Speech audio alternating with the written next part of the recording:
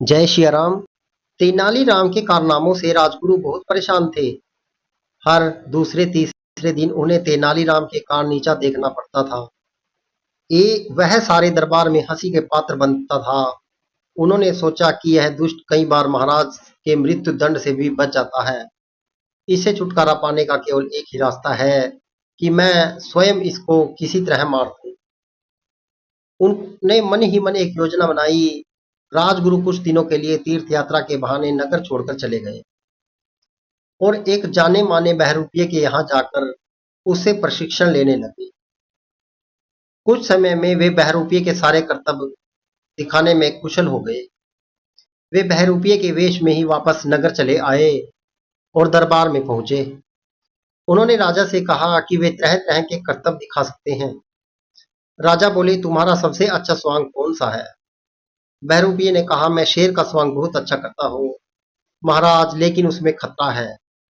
उसमें कोई घायल भी हो सकता है और मर भी सकता है। इस स्वांग के लिए आपको मुझे एक खून माफ करना पड़ेगा। महाराज ने उनकी शर्त मान ली। एक शर्त और है महाराज, मेरे स्वांग के समय तेनालीराम भी दरबार में अवश्य उपस्थित रहे। बहरूपिया बोला, ठीक है, हमें यह शर्त भी स्वीकार है। महाराज ने सोचकर उत्तर दिया। इस शर्त को सुनकर तेनालीराम का माथा ठनका। उसे लगा कि यह अवश्य कोई शत्रु है जो स्वांग के बहाने मेरी हत्या करना चाहता है। अगले दिन स्वांग होना था। तेनालीराम अपने कपड़ों के नीचे कवच पहनकर आया ताकि अगर कुछ गड़बड़ हो तो वह अपनी रक्षा कर सके। स्वांग शुरू हुआ। बहरूपिये की कला प्रदर्शन देखकर सभी दंग थे। कुछ देर तक उछल कूद करने के बाद अचानक बहरूपिया तेनालीराम के पास पहुंचा और उस पर झपट पड़ा। तेनालीराम तो पहले से ही तैयार थे। उसने धीरे से अपने हथनखे से उस पर वार किया। तिलमिलाता हुआ बहरूपिया उछलकर जमीन पर गिर पड़ा। तेनालीराम पर हुए आक्रमण से राजा भी एकदम घबरा गए थे। कहीं तेनालीराम को कुछ हो जाता तो उन्हें बहरूपिये की शर्तों को ध्यान आया। एक खून की माफी और तेनालीराम के दरबार में उपस्थित होने रहने की शर्त। अवश्य दाल में कुछ काला है। उन्होंने तेनालीराम को अपने पास बुलाकर पूछा, तुम ठीक हो ना? घाव तो नहीं हुआ? तेनालीराम ने महाराज को कवच दिखाया। उसे एक खरोंच भी न आई थी। महाराज ने पूछा, क्या तुम इस व्यक्ति पर संदेह है जो तुम कवच पहनकर आए हो? महाराज, अगर इसकी नीयत साफ होती तो यह दरबार में मेरे उपस्थित रहने की शर्त न रखता। तेनालीराम ने कहा, महाराज बोलो, इस दुष्ट को मैं दंड देना चाहता हूँ। इसने तुम्हारे प्राण लेने का प्रयत्न किया है। मैं इसे अभी फांसी पर दंड दे सकता हूँ, लेकिन मैं चाहता हूं कि तुम स्वयं इससे बदला लो।